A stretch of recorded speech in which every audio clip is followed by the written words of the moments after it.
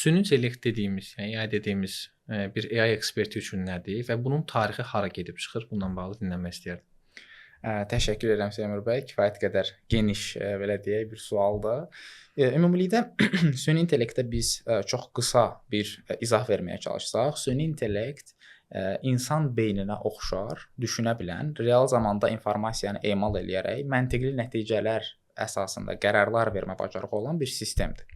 Və bunun tarixi də kifayət qədər maraqlı olub. Bu günə qədər hər dəfə süni intellektin yeni bir dalğası gələndə hər kəs üstələyəcəyini, insanlar üstələyəcəyini düşünüb. Belə ki, süni intellektdə 3 fərqli dalğa baş verib günümüzə qədər. Birinci dəfə 1950-ci illər, hətta daha əvvəl zamanlara dayanan süni intellektin ilk dalğası bu simbolik AI adı ilə məşhurlaşıb.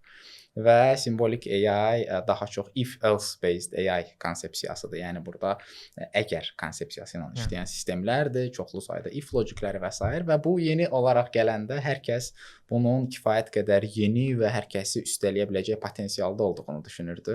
Amma biz 1950-ci illərin belə deyək də sonlarına doğru başa düşürük ki, buradakı trend yavaş-yavaş sönməyə başlayır.